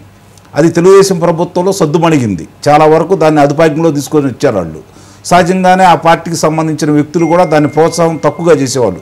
కొన్ని ప్రాంతాల్లో ముఠా నాయకులు ఉన్న చాట అది ఎవరు ఆపగలిగింది అయితే కాదు, మిగిలిన చాట చాలా వరకు పారదర్శకంగానే జరుపుకుంటూ వచ్చేది. మళ్ళీ 2004లో రాజశేఖర రెడ్డి కాంగ్రెస్ ప్రభుత్వం అధికారంలోకి వచ్చిన తర్వాత, రాజశేఖర రెడ్డి ముఖ్యమంత్రి అయిన తర్వాత మళ్ళీ దానికి జడలు విప్పి వాళ్ళ చేతికి కత్తులు బాంబులు ఇచ్చేసి ఏం చేయాలో అది చేసుకుంటూ వచ్చారు. మళ్ళీ చూసాం. ఆ తర్వాత మళ్ళీ 2019లో వాళ్ళ నాన్నకి 10 చేయటం మొదలుపెట్టాడు ఈయన. అప్పుడన్నీ ఏకగ్రీవాలు చేసుకోవటం అంటే, ఏకగ్రీవాలంటే ప్రజాస్వామ్యంలో కొన్ని గ్రామాల్లో గ్రామ అభివృద్ధికి సంబంధించిన విషయాల్లో కాంప్రమైజ్ అయిపోయి చేసుకుంటూ ఉంటారు. అంటే కొంతమంది చేసుకుంటారు, అందరూ చేసుకోరు. ఇప్పుడు అందుకే నేను చెప్తుంది. కానీ వాళ్ళు చేతిలో అధికారాన్ని అడ్డం పెట్టుకొని నామినేషన్ పత్రాలు ఇచ్చిన తర్వాత కూడా దాంట్లో అవి సరిలేదు ఇవి సరిలేదు అని చెప్పని దాన్ని తిరస్కరించడం. రెండోది, ఇందాక నాగార్జున చెప్పినట్టు కొన్ని ప్రాంతాల్లో దౌర్జన్యంగా మరి తాత అంజీని చూసాం. మరి 72 సంవత్సరాల పైచిలకు వయసుండ ఆ వ్యక్తిని ఏ విధంగా చేశారో, అలాగే భారతీయ జనతా పార్టీకి సంబంధించిన ఒక మహిళని చేయకూడదు నరికిన విధానం కూడా చూసాం. మరి వాళ్ళు వేరే చాట నామినేషన్ పత్రాలు పెట్టుకుంటే బలవంతంగా లాక్కొని చించేసిన విధానాలు చూసాం. అంటే పంచాయతీ ఎన్నికల్లో కూడా ఇలాంటి దౌర్జన్యాలు చేసి మాకే అధికారంలో ఉంది, ప్రజలందరూ మాయంటే ఉండాలని చెప్పని వాళ్ళు చూపించిన విధానం కూడా మనం కళ్ళ ముందు కనపడతానే ఉంది. రజనీ గారితో మాట్లాడిన తర్వాత మళ్ళీ మాట్లాడుతున్నాను సార్. ఒక్క నిమిషం. రజనీ గారు good morning sir. Good morning madam. Sorry, ముందుగా అసలు ఈ స్థానిక సంస్థలకి సంబంధించి ఎన్నికలు నిర్వహించడానికి అయితే ప్రభుత్వం ముందుకు వచ్చింది. పంచాయతీరాజ్ శాఖ మంత్రిగా కూడా పవన్ కళ్యాణ్ గారు ఉన్నారు. మరి మహిళలకి ఎంత మేర అవకాశాలు వచ్చే అవకాశం ఉండొచ్చు అంటారు స్థానిక సంస్థల్లో? మొట్టమొదటిగా మహిళలకి అవకాశం 1985 ఎలక్షన్స్ నుంచి లేచింది నిద్ర లేచింది మహిళా లోకం అంటూ అప్పటి నుంచే బాగా ఉందండి మహిళలకి అవకాశం. మెయిన్ గా పంచాయతీల్లో ఎప్పుడు కూడా జడ్పీటీసీలు, ఎంపీటీసీలు మహిళలే ఎక్కువ మంది అండి. ఎందుకంటే లేడీస్ కోటా, రిజర్వేషన్ కోటా, అన్ని కులాల వారు ఎప్పుడు కూడా కనీసం పేరు చివర తోకలు ఊరి చివర పాకలు అనేటటువంటి పరిస్థితుల్లో ఊరి చివర పాకలలో వారికి అవకాశం కల్పించి ఊరంతా తిరుగుతూ ప్రచారం చేస్తూ ఊర్లో ఒక నెంబర్ లా ఒక చైర్మన్ లాగా వారిని కూర్చోబెడుతుంటే అది కదరా స్థాయి, అది కదరా స్థానం, అది కదరా కలుపుగోలుతనం అంటూ పంచాయతీ ఎన్నికలు బాగా నిరూపిస్తాయండి. చాలా చోట్ల నేను చూసినాను. జడ్పీటీసీ, ఎంపీటీసీ ఎన్నికల్లో ఎస్సీలు, ఎస్టీలు, బీసీలకి అసలు వారు ఎప్పుడు ఊర్లోకే రాని వారు సర్పంచ్ అయిన తీరు కూడా మేము చూసినామండి. సో అది ఒక గొప్ప స్థాయి. అందుకే పంచాయతీలు ఎప్పుడు మనకి బ్రాండ్ అంబాసిడర్లేనండి. అదే రకంగా కూటమి ప్రభుత్వంలో ఇప్పుడు జరగబోయే ఎలక్షన్స్ అంటే గతంలో చాలా ఇనానిమస్లు ఎంపిక అయినాయి, అవి ఇది వేరే విషయం. కానీ రంగస్థలంలో మొట్టమొదటిసారిగా నిజాయితీగా ఎలక్షన్స్ జరుగుతున్నాయి. సర్పంచ్ కి ధీటుగా, ఏకగ్రీవాలకి విరుద్ధంగా ప్రతి ఒక్కరూ పోటీ చేయొచ్చు. ఇందాక వంశీ గారు చెప్పినట్టు కాంగ్రెస్ పార్టీ ఇంకోటి కాదండి. ఏది చిన్నది ఏది పెద్దది అనేది ప్రజలు నిర్దేశిస్తారు. 151ని 11 కొదేశారు. అసలు మేము తెలంగాణలో కాంగ్రెస్ వస్తుందని అనుకోలేదండి. సడన్ మూమెంట్ అసలు కాంగ్రెస్ విజృంభించడం చూస్తుంటే మాకే ఆశ్చర్యం వేసింది. అందుకే ఎప్పుడు ఎవరు ఎలా వస్తారు అనేది మనం అసలు ఊహాతీతం. ఇక్కడ ప్రజలే రాజులు, రైతుదే రాజ్యం అంటారు చూడండి. పాపం వారు ఎన్నో రైతు హత్యలు జరిపినా, ఎన్నో రైతు హత్యలకి కారణం పాపం పరిస్థితులు అయినప్పటికీ రైతు లేనిదే రాజ్యం లేదంటారు. అదే రకంగా ప్రజలే రాజులు ఇక్కడ. సో వారి ఓటు ఎలా అవుతుందంటే వైనాట్ 175 అన్నోడు 11కి అయిపోయాడు. గెలవాలి 21 అనుకున్న మేము ఎన్నో కొన్ని గెలిస్తే చాలే అంటూ మాకు ఓటమంటే భయం లేదు, గెలుపు మీద ఆశ లేదు, పోరాటంలో తగ్గేది లేదు. సో అటువంటి మాకు 21 రావడం చాలా నిజంగా ప్రజలు ఇచ్చినటువంటి గొప్ప తీర్పని భావిస్తామండి. గత పంచాయతీ ఎన్నికలలో టీడీపీ ప్రభుత్వం పోటీ కూడా చేయలేదండి. ఎందుకంటే వాళ్ళు గొడవలకి ప్రోత్సహించరు. ఒకరికొకళ్ళు గొడవలు, ఎఫ్ఐఆర్లు, కొట్టుకోవడాలు, ప్రాణత్యాగాలు ఇవన్నీ వద్దు, శాంతిగా ఉండాలి, లేకపోతే గొడవలు లేనప్పుడు ధైర్యంగా మనం పోటీ చేద్దామనే పరిస్థితుల్లో ఆడబిడ్డల జాకెట్లో నామినేషన్ పత్రాలు తీసేసుకుంటున్నా సరే ఇంకొక ఏరియాలో ఒక ఆడబిడ్డ నేను నామినేషన్ వేస్తానన్నా అంటూ ముందుకు వచ్చినటువంటి తరుణం మా జనసేనలో చూస్తే మాకే ఆశ్చర్యం వేసిందండి. అన్నయ్య భయపడ్డారు ఒకందుకు. చాలా జాగ్రత్తగా ఉండండి అమ్మా, రాజకం జరుగుతుంది, మీకు కుదిరితే వేయండి అంటే వేస్తామన్నా, మేమెందుకు వేయమన్నా, మేము వేస్తాం, మేము తగ్గేదే లేదు అంటూ ఆడబిడ్డలు ముందుకొచ్చి గత ఎన్నికల్లో ఓడిపోతే ఓడిపోయాం, అబ్బా పోటీ చేసినాం, అబ్బా అది చాలా గొప్ప విషయం అండి, చాలా గొప్ప విషయం. ఇప్పుడు కూటమిలో అన్న మార్క్ ఎక్కువ ఉంటుందండి పంచాయతీల్లో, ఎక్స్పెషల్ గా ఆయన డిపార్ట్మెంట్ కాబట్టి. 1947లో వచ్చిన స్వాతంత్రం తర్వాత పంచాయతీ ఎన్నికల్లో ఏదైతే ఆగస్టు 15 స్వాతంత్ర దినోత్సవం రోజున 100 రూపాయల్ని 10,000కి చేసి 250 రూపాయల్ని 25,000కి చేసి ధైర్యంగా స్వాతంత్ర దినోత్సవ వేడుకలు చేసుకుంటే స్వీట్లు లేకపోతే బూందీ లేకపోతే భోజనం పెట్టుకునే పరిస్థితికి వస్తే ఇది కదరా స్వాతంత్రం అనిపించిందండి. అదే రకంగా సోషల్ ఆడిట్ డిపార్ట్మెంట్ అనేది ఒకటి పంచాయతీలో సపరేట్ వింగ్ అండి. ఇది పంచాయతీలో వచ్చిన డబ్బుని ఒకవేళ సర్పంచ్లు ఏమన్నా తారుమారు చేస్తున్నారా, సరిగ్గా వాడుతున్నారా అనేది సోషల్ ఆడిట్ డిపార్ట్మెంట్ ఈ గవర్నమెంట్ లో నెంబర్ 1 గా పనిచేస్తుందండి. నిన్న మొన్న సోషల్ ఆడిట్ డిపార్ట్మెంట్ కి ఉండేటటువంటి హెడ్ అతను ఎవరో మరి కిరణ్ గారు అనుకుంటాం, మరి నాకు గుర్తులేదు, శ్రీకాంత్ గారికి లండన్ లో ఒక పెద్ద అద్భుతమైన అవార్డు వస్తుందండి. భారతదేశ వ్యాప్తంగా ఏదైతే శ్రీకాంత్ అనే సోషల్ ఆడిట్ డిపార్ట్మెంట్ కి సంబంధించిన డైరెక్టర్ అనుకుంటా అతనికి లండన్ లో ఒక నిజాయితీ పరుడైనటువంటి అధికారి అని భారతదేశ వ్యాప్తంగా అందున ఆంధ్ర రాష్ట్రంలో అందున పంచాయతీ డిపార్ట్మెంట్ సోషల్ ఆడిట్ తప్పు లేదు, ఒప్పు లేదు, ప్రభుత్వం ఏదైతే మాకేంటి, ఎక్కడ పంచాయతీలో డబ్బులు లోటుపాట్లు జరుగుతున్నా ఏకి పారేస్తాం అంటూ అక్కడ జరిగిన లోటుపాటుని బయట బోర్డు కట్టి పెట్టినారండి. సో అటువంటి పరిస్థితుల్లో ఉండే పంచాయతీల్లో ధైర్యంగా నామినేషన్ వేస్తాము, మా వెనకాల ఉంది కూటమి ప్రభుత్వం, మా శాఖ మంత్రి గట్టివాడు అనేటటువంటి ధైర్యం అయితే ఉందండి. సో ఇప్పుడు నీలం సహాని గారు ఆవిడ మీద నిందలు వేయడానికి పాపం వైసీపీ వారికి ధైర్యం సరిపోదండి. ఎందుకంటే వాళ్ళకి ఆవిడ చాలా సుపరిచితురాలు. గతంలో ఎలక్షన్ కమిషనర్ నిమ్మగడ్డ గారిని ఊర్లో కూడా అడుగు పెట్టకుండా కరోనా టైంలో అసలు చెన్నై నుంచి అంబులెన్స్ లో ఆక్సిజన్ లో మనం అడిగితే అంబులెన్స్ లో ఎలక్షన్ కమిషనర్ గారిని తీసుకొచ్చారు అక్కడి నుంచి కొత్త ఆయన పదవీ కాలాన్ని కూడా కుదేసిన చరిత్రలు మనం చూసినాం. సో రాజ్యానికి విరుద్ధంగా పోయినోడు సముద్ర అలలకి ఎదురుగా వెళ్ళినట్టు ఉంటదండి. ఆయన చూస్తుంటే మళ్ళీ యథావిధిగా న్యాయస్థానాలు ఒకటి ఉంటది కాబట్టి ధైర్యంగా మళ్ళీ అతను వచ్చి ఆయన పదవిలో కూర్చున్నారు పాపం, అది కూడా చివరాఖర్లు. సో ఏబి వెంకటేశ్వరరావు గారి వారిని ఇలాంటి వారిని అంటే నిజాయితీ పరులు గత గవర్నమెంట్ కి నచ్చరు. కానీ మనం చాలా నిబద్ధతగా ఉండాలి. ప్రజలు మన వైపు చూస్తున్నారు, మనము అద్దపు మేడాల్లో ఉన్నాం. మనం రాయేసి వాళ్ళని కొడదాం అనుకున్నా, వాళ్ళు రాయేసి మనల్ని కొడదాం అనుకున్నా నష్టం మనకి. సో ప్రజల్లో పారదర్శకంగా ఉండి ఇనానమస్ అంటే పోటీ చేసే అవకాశం లేదని ఒకందుకు అనుకుంటే మేము అనుకుంటామండి, మేము పంచాయతీ లెవెల్లో ఉంటుంటాం కాబట్టి డబ్బులు దండకి ఎందుకబ్బా, మీలో మీరిద్దరిలో ఒకరు అనుకోండి, మీ ఇష్టం మీరే అనుకోండి, మీరేనా పోనండి గోల, ఈ మందు ఈ పంచడాలు ఈ తిరగడాలు ఈ గోల ఎందుకు, కూటమిలో అందరం ఒకటైపోతున్నాము, ముగ్గురులో ఎవరో ఒకళ్ళు అనుకోండి. ఎందుకంటే ఈ కూటమి గవర్నమెంట్ లో వైసీపీ వారు కూడా పంచాయతీ లెవెల్లో చాలా మంది కలిసిపోవడానికి సిద్ధంగా ఉన్నారు అన్న విషయం దయచేసి కూటమి ప్రభుత్వం గ్రహించాలి. వారు కూడా మనస్ఫూర్తిగా వచ్చేద్దాం అనుకుంటున్నారు. నిన్నటి రోజు పులివెందులు ఎలా గెలిచినామండి, గాల్లోనా లేదే. వైసీపీ వారు కొంత పారదర్శకంగా మాకు ఆ ప్రభుత్వం నచ్చలేదు, ఆ పరిపాలన నచ్చలేదు, మేము మీతో కలిసి ప్రయాణం చేస్తామంటేనే ఆ గెలుపునిచ్చినారు. అవును. అదే మాదిరిగా అన్ని నియోజకవర్గాలలో లేకపోతే అన్ని పంచాయతీ లెవెల్లో కూడా ప్రజలు చాలా మంది ఇష్టంగా మేము కూడా కలిసి ట్రావెల్ చేస్తామంటున్నారు. ఇక అప్పుడు ఎలక్షన్ ఏదండి? అప్పుడు ఎలక్షన్ ఏది అంటే వైసీపీ ఒకటి, టీడీపీ, జనసేన, బీజేపీ అంతా ఒకటి, ఇకపోతే కాంగ్రెస్. ఒకవేళ వారు పోటీ చేయాలనుకుంటే చేయొచ్చు, what ever it may be. మా ఉద్దేశం ఏంటంటే కొద్ది గొప్ప ఖర్చులు ఎక్కువ ఉంటాయి, ఆ ఖర్చు ఏదో గుడి మీద పెట్టండి. ఆ పంచాయతీ ఎన్నికల్లో పెట్టే ఖర్చును గెలిచిన సర్పంచ్ గుడి డెవలప్మెంట్ చేయాలా, శ్మశానం డెవలప్మెంట్ చేయాలా అనేది రాసుకొని ఒక్కొక్క చోట ఇనానమస్ ఇస్తుంటారండి. అది మనం ఎన్నికలకి విరుద్ధం అని అనుకోవడానికి లేకుండా, ప్రజాస్వామ్యం కాదనుకోకుండా అక్కడ ఉండే వారి పరిస్థితులు. ఎలక్షన్ అంటే కొంచెం హడావుడి జరుగుతుంది, కొంత లెక్క డబ్బు ఖర్చు అవుతుంది, సో వీటన్నిటికీ మెయింటైనబుల్ కాదేమో అన్నట్టుగా ఒక్కొక్క చోట అలా ఉంటుంది. అది వాళ్ళ ఉద్దేశం ఎలా ఉంటుందో మనం చెప్పలేం. బట్ ఇప్పుడు మాత్రం ఎలక్షన్ లో ఏ గొడవలు లేకుండా పారదర్శకంగా జరగాలి, జరుగుతుందని మనం ఆశిద్దాం. ఏదన్నా జరిగినా మీడియా ఫోకస్ బాగా చేయాలండి.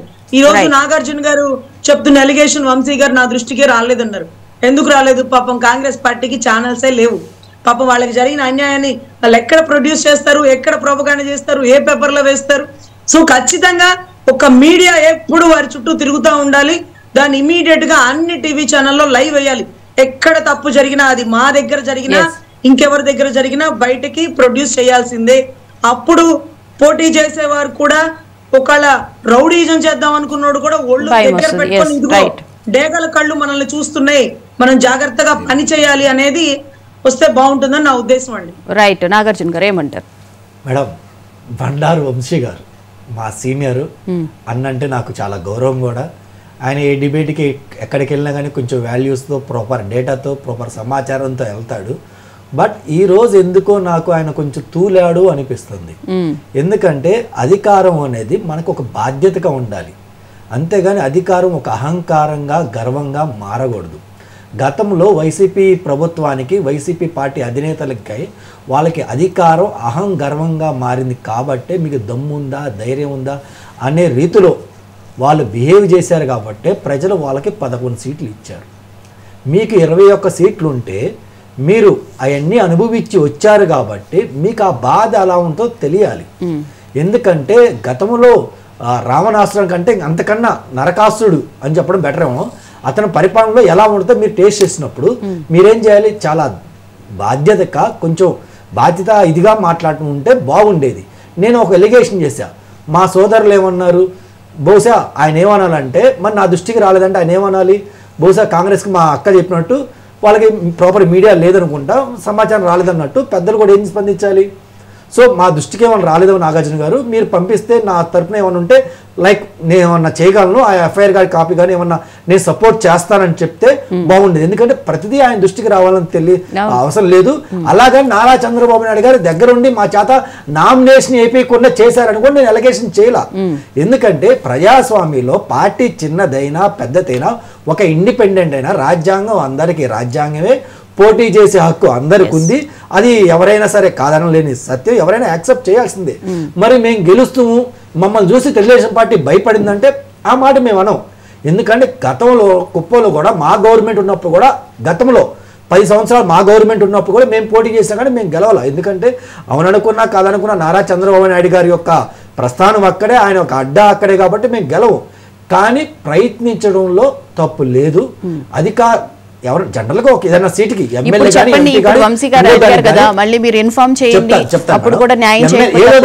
నామినేషన్ వేస్తే ఒక్కలే గెలుస్తారు. ఒక్కలే గెలిస్తే వీళ్ళు పులివెందుల నామినేషన్ వేస్తే నామినేషన్ అందరు గెలిచారా? టీడీపీ వాళ్ళు ఎన్నిసార్లు ఓడిపోవాలా? ఓడిపోతుందని చెప్పి నామినేషన్ మేము వేయటం దేనికి అని చెప్పి మరి వీళ్ళు సైలెంట్గా ఉండొచ్చు కదా. మరి ఎందుకు? నేనేం ఎలిగేషన్ చేశారు? ఎస్, మేము ఓడిపోతాం తెలుసు, మాకు అంత ప్రజాదరణ లేదు అని తెలుసు, అంత ఓటు బ్యాంకు మాకు లేదు అని తెలుసు. ఉన్న ఓటు బ్యాంకు వైసీపీకి, టీడీపీకి, కొద్దిగా జనసేనకి, బీజేపీకి ఇదేంది, మాకు చాలా ఎంతో కొంత కొద్దిగా మేము మాకు అధికారం లేదు, మేము గెలవని మాకు తెలుసు. కానీ మాకు హక్కు ఉంది కాబట్టి, పోటీ చేయాల్సిన బాధ్యత ఉంది కాబట్టి, మాకు ఎంతో కొంత వర్గం ఉంది కాబట్టి మేము పోటీ చేసాం. దాడి జరిగింది. నేను ఇప్పుడు వీడియోలు మా యొక్క మా సోదరులు బండారు వంశీ గారికి పంపించాను, మీకు పంపించాను, అంకమరా గారికి పంపించాను. మా అక్క రజనీ గారి నెంబర్ లేదు కాబట్టి నేను పంపించలేదు. మీరు చూడండి, మీకు తెలుస్తుంది. మీరేం చేయాలి? ఒకవేళ నాకు తెలియదని మీరు చెప్పాలి. సోదరు నా దృష్టికి రాలేదు, మీరు పంపిస్తే నేను దానికి తగిన చర్యలు తీసుకున్నా అంటే బాగుండేది. అలా కాకుండా మీరు భయపడితే నా కారే తీసుకొస్తారంటే, మీరు గతంలో అధికారం లేనప్పుడు వైసీపీ అధికారంలో ఉన్నప్పుడు మీ కారు పంపించి మీరు నామినేషన్ వేయించుకోవచ్చు కదా, మరి ఎందుకు వేయించుకోలేకపోయారు? 393 కారు బాబు గారు అనుకుంటా ఐ థింక్, మరి ఆ కార్లు పంపించి మీరు నామినేషన్ వేయించుకోవచ్చు కదా, మరి ఎందుకు వేయించుకోలేదు? భయపడతారు, అలా మాట్లాడకూడదు, అది తప్పు. ఆ అహంకార ధోరణి అనేది కరెక్ట్ కాదు, ప్రజలు చూస్తున్నారు, అది గుర్తుంచుకోవాలి. మా చిన్న పార్టీ మేము కాదలేదు, కానీ మా సోదరులు అలా మాట్లాడింది కొంచెం బాధాకరం ఉంది. ఆ స్టేట్మెంట్ వెనక్కి తీసుకుంటే బాగుంటది. దాడి జరిగిందనేది వాస్తవం, పోలీసులు కేసు తీసుకోలేనిది వాస్తవం, కారు విజువల్స్ ఉన్నాయనేది కూడా ముమ్మాటికి వాస్తవమే. ఆధారాలు లేకుండా నేను మా జగనన్న లాగా ఏదో 4 మాటలు మాట్లాడతామని, సజ్జల్లాగా ఏదో 4 మాటలు మాట్లాడతామని నేను ముందుకు వచ్చి మాట్లాడే వ్యక్తి కాదు. నేను మాట్లాడితే విత్ ఆధారాలతో ప్రాపర్ డేటాతో మాట్లాడతా. మా సోదరులు మళ్ళీ ఒకసారి అది గుర్తుంచుకోవాలి. రైట్. సరే, భువన గారు ఇక్కడ సరే ఈ ఎన్నికల సంఘం ఈ సంఘం గురించి మాట్లాడుకుందాం. నిన్న లోకేష్ బాబు గారు ఈ రోజు అక్కడ ప్రధాని కలిసే కార్యక్రమం చూసుకుంటా ఉంటే సజ్జల రామకృష్ణారెడ్డి మాట్లాడింది ఒకసారి కనుక చూసుకుంటా ఉంటే లోకేష్ అనే వ్యక్తి గురించి అసమర్థుడు, అతని గురించి నానా రకాలుగా మాట్లాడారు. అంటే ఇక్కడ గమనించుకోవాల్సిన అంశం ఏంటంటే వారసత్వంగా తన అంటే మొట్టమొదటి 1978 నుంచి వస్తున్నట్టు వారసత్వంగా ఉన్నటువంటి నియోజకవర్గంలో జగన్మోహన్ రెడ్డి పోటీ చేస్తున్నాడు. వాళ్ళ తండ్రికి సంబంధించి ఆ రోజు నుంచి ఈ రోజు వరకు కూడా 47 సంవత్సరాల నుంచి వాళ్ళ ఇంట్లోనే ఎమ్మెల్యే పదవి అనేది ఉంది. అతను అక్కడ పోటీ చేస్తున్నాడు. నారా లోకేష్ అనే వ్యక్తి 2019లో పోటీ చేసినప్పటికీ 30 సంవత్సరాలు అక్కడ తెలుగుదేశం పార్టీ జెండా ఎగరలేదు. 1989లో ఓడిపోయింది మొట్టమొదటిసారి. ఎందుకంటే 1985లో పోటీ చేశారు, 89లో కమ్యూనిస్టులకు ఇచ్చారు అక్కడ పొత్తుల్లో భాగంగా. ఆ రోజు నుంచి ఈ రోజు వరకు కూడా మన 2024 వరకు కూడా మంగళగిరి నియోజకవర్గంలో తెలుగుదేశం పార్టీ జెండా ఎగరలేదు. కానీ అక్కడ ఆ కులానికి ఉన్నటువంటి ఓట్లన్నీ అతను అక్కడ ఎన్నుకొని పోటీ చేశాడు ధైర్యంగా, దమ్ముగా. లోకేష్ బాబు దమ్ము ధైర్యం అలాంటిది. ఇక రెండోది ఆయన గురించి మాట్లాడుతూ ఉన్నాడు సజ్జల రామకృష్ణారెడ్డి.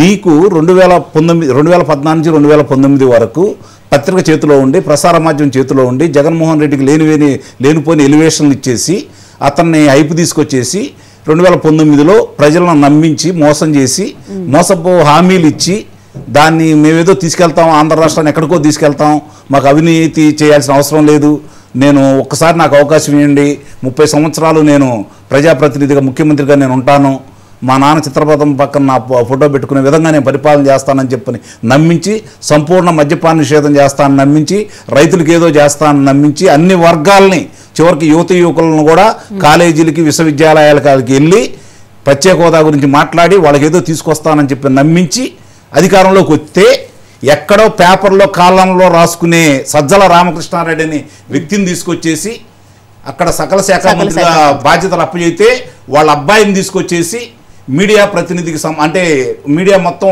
సోషల్ మీడియా వాళ్ళకి సంబంధించిన సోషల్ మీడియాని అతని చేతిలో పెడితే జగన్మోహన్ రెడ్డిని సంకనాగిచ్చిన చరిత్ర మీ అబ్బా కొడుకులది. అందుట్లో మీ పాత్ర చాలా ప్రముఖం మీ ఇద్దరిది. లోకేష్ అలా కాదు. ఈరోజు అతన్ని గురించి మీరు వ్యక్తిత్వ హననం చేశారు. అతని యొక్క ఆకారాన్ని గురించి మీరు ఇబ్బందికరంగా మాట్లాడారు. అవన్నీ మలుచుకున్నాడు. ఇప్పుడు నిప్పై తేలాడు. లోకేష్ చంద్రబాబు నాయుడు గారు అబ్బాయి నాయకుడయ్యాడు. ఈరోజు నాయకుడే నిరూపించుకున్నాడు. ఈరోజు ఢిల్లీ వెళ్తున్నాడు అంటే మీకు సంబంధించినటువంటి అన్ని విషయాలు బయటికి తీసి ఒక్కొక్క విషయాలన్నీ కూడా సాక్ష్యాధారాలతో సహా చేతిలో పెట్టుకొని న్యాయస్థానాల ముందు మీ నాయకులు మీ వాళ్ళు చేసినవన్నీ కూడా న్యాయస్థానం ముందు పెట్టి ఒక్కడికి కూడా వెలుసుబాటు లేకుండా ఈరోజు కారాగార వాసం అనుభవించే విధంగా చేసుకుంటూ వెళ్తున్నాడు. మీరు 5 సంవత్సరాల్లో ఎంతమంది నాయకులు చివరి చంద్రబాబు నాయుడు గారితో సహా ఎంతమంది నాయకుల్ని మీరు అదుపులో తీసుకున్న అర్ధరాత్రి పూట ఇళ్ల మీదకి వెళ్ళేసి తలుపులు పగలగొట్టి బెడ్రూమ్లోకి వెళ్ళేసి వాళ్ళని తీసుకొని వచ్చి మీరు ఎంత నానా ఇబ్బందులు పెట్టినా కానీ వాళ్ళ ఒక్కళ్ళ మీద కూడా మీరు ఇంత ఆధారాలు కూడా చూపించలేకపోయారు. కానీ ఈరోజు మీ మీద సాక్ష్యాధారాలన్నీ కూడా చూపించేసి ఈ ప్రభుత్వం ఏం చేసింది, ఇప్పటి వరకు కూడా ప్రజలేంటి, నా రాష్ట్ర ప్రజలకు కావాల్సిన అవసరాలు ఏంటి, ఏ పరిశ్రమలు కావాలి, వ్యక్తిగత కక్షలు కాదు నాకు కావాల్సింది. మొన్న చెప్పాడు లోకేష్ స్వయంగా. ఏమని చెప్పాడు? 53 రోజులు కారాగారంలో నా తండ్రిని పెడితే నాకు బాధ ఉండదా? ఎర్ర పుస్తకం తన పని తాను చేసుకుంటూ వెళ్తుంది, చట్టం తన పని తాను చేసుకుంటూ వెళ్తుందని అన్నాడు. ఇక్కడ నిన్న ప్రధానిగా మోదీ గారు కూడా లోకేష్ గారిని ఉద్దేశించి యోగాంధ్ర అంత గ్రాండ్ సక్సెస్ చేసినందుకు క్యాబినెట్ మీట్ లో కూడా చర్చించి మరి నెక్స్ట్ యోగా డే రోజు అలానే నిర్వహించాలి అని చెప్పి అన్ని రాష్ట్రాలకి దాన్ని పంపించమని కూడా ఆయన చెప్పడం కూడా సూచించడం జరిగింది. ఇప్పుడు 2.5 సంవత్సరాలే మంత్రి పదవి చేస్తే 369 పురస్కారాలు వచ్చినాయి ఆయన శాఖకి.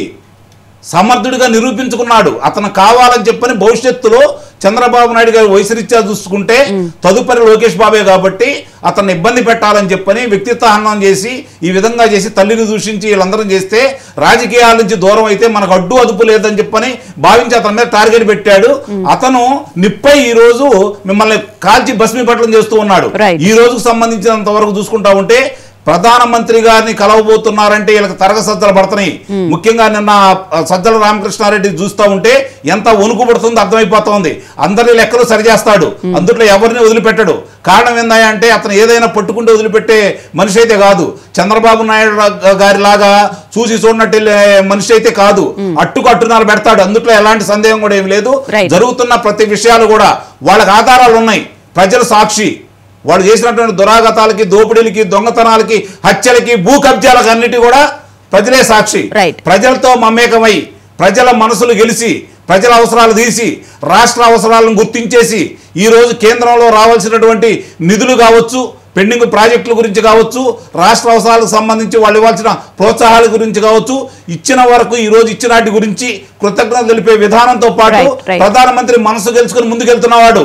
రాష్ట్ర ప్రయోజనాల కోసం ఈ రోజు ప్రధానమంత్రిని కలుస్తున్నాడు. నీ సొంత ప్రయోజనాలు, నీ మీద ఉన్నటువంటి కేసులకు సంబంధించి ఈడీ కేసులు కావచ్చు, సిబిఐ కేసులు కావచ్చు, నీ తమ్ముడు నీ బాబాయిని హత్య చేసినటువంటి సంబంధించిన కేసుల గురించి తప్పించుకోవడానికి అతని మీద ఏ రోజైతే అభియోగం వస్తుందో, సిబిఐ విచారణ గురించి వస్తుందో అప్పుడు ఢిల్లీ వెళ్ళిన వ్యక్తి నీ అధినాయకుడు. దాని గురించి సిగ్గు ఎగ్గు లేకుండా మాట్లాడుకోకుండా ఈ రోజు లోకేష్ బాబు గురించి, రాష్ట్ర ప్రయోజనాల గురించి ఆశించి లోకేష్ కాదని మాట్లాడుతున్నాడు అంటే తెలుసులేండి. ఆయన పప్ప నిప్ప అనేది అందరికీ తెలిసే రెడ్ బుక్ గురించి భయపడుతున్నారు. కానీ ఇలాంటి వాటికి ఆయన సమాధానం చెప్పాల్సిన అవసరం లేదు. ఒక గజం వెళ్తున్నప్పుడు మురిగే ప్రతి కుక్కలకి సమాధానం చెప్పాల్సిన పని లేదు కదా. ఆయన ఎంత గొప్పగా పరిపాలన చేస్తున్నాడు, ఎంత చాకచక్యంగా ఉన్నాడు అందరికీ తెలిసిన విషయం. అందులోనూ మంగళగిరి కాన్స్టిట్యున్సీలో మళ్ళీ ఓడిపోయిన చోటే నిలబడి గెలుస్తాను అని చెప్పి. రైట్, వంశీ గారు ఏమంటారు చివరిగా మీరు? భువనా గారు, ఇప్పుడు టాపిక్ వచ్చింది కాబట్టి మనం మాట్లాడుకోవాలి. ఇప్పుడు భావితరాలకు ఏ పార్టీ ఎలాంటి నాయకులను అందించిందో ఒకసారి చూసుకోవాలండి. సరే, వైఎస్ఆర్ కాంగ్రెస్ పార్టీ అధినేత జగన్మోహన్ రెడ్డి, అందులో ముఖ్యులు సజ్జల రామకృష్ణారెడ్డి, విజయసాయిరెడ్డి, చెవిరెడ్డి, ఇంకా రకరకాల వ్యక్తులు ఉన్నారు. అయితే 2024లో వారి సుపుత్రులు కొంతమంది కంటెస్ట్ చేశారు. పేర్ని నాని కుమారుడు పేర్ని కిట్టు, చెవిరెడ్డి భాస్కర్ రెడ్డి కుమారుడు మోహిత్ రెడ్డి, ఇట్లాంటి కొంతమంది సుపుత్రులు కంటెస్ట్ చేశారు. అయితే ఆంధ్రప్రదేశ్ లో ఉన్నటువంటి తెలుగుదేశం పార్టీ భావితరాలకు ఎలాంటి నాయకుడిని ఇచ్చింది అని అంటే రామ్మోహన్ నాయుడు గారిని, కావలి గ్రీష్మ గారిని, బండారప్పల నాయుడు గారిని, ఇక ఆ తర్వాత మనం ఎప్పుడు చెప్పుకుంటాం చింతకాయల విజయ్ గారిని, అలాగే పరిటాల శ్రీరామ్ గారిని. ఏ ఒక్కళ్ళ మీద కూడా వీళ్ళు పెట్టిన అక్రమ కేసులు ఉన్నాయి కానీ ఎక్కడా కూడా. ఇప్పుడు మా కేఎస్ జవహర్ గారి అబ్బాయి లాల్ ఉన్నాడండి, చాలా సౌమ్యుడు, చదువుకున్న వ్యక్తి. తండ్రి పేరుని ఎక్కడా కూడా చెడగొట్టలేదు ఎవరు కూడా. మా పార్టీలో ఉన్నటువంటి వారసులు ఎవరు కూడా తండ్రి పేరుని చెడగొట్టిన వాళ్ళు ఎవరు లేరు. మరి ఇక్కడ చూసుకుంటే Mohit Reddy liquor scam and also ఎర్రచందనం స్కామ్ కూడా ఒక త్వరలో బయటపడిపోతా ఉంది. అభినయ్ రెడ్డి ఇతని ఎర్రచందనం స్కామ్ కూడా ఈ విజయానంద రెడ్డితో ఏం చేశారనేది బయటపడిపోతా ఉంది. తర్వాత జోగి రమేష్ గారి అబ్బాయి, సజ్జల రామకృష్ణారెడ్డి గారి అబ్బాయి, వీళ్ళందరూ ఏం చేసి ఈ రోజు ఆంధ్రప్రదేశ్ రాష్ట్రానికి వచ్చారు. ఈ భావితరానికి ఎలాంటి నాయకుడిని ఏ పార్టీ ఎలా ఇచ్చిందో కూడా ప్రజలు చూసుకోవాలి ఒకసారి. Right, thank you so much Vamsi గారు, thank you so much Rajani గారు, thank you so much Nagarjuna గారు, thank you so much Ankam Chowdary గారు స్టూడియోకి వచ్చినందుకు. ఇది వాళ్ళ మహా డిబేట్.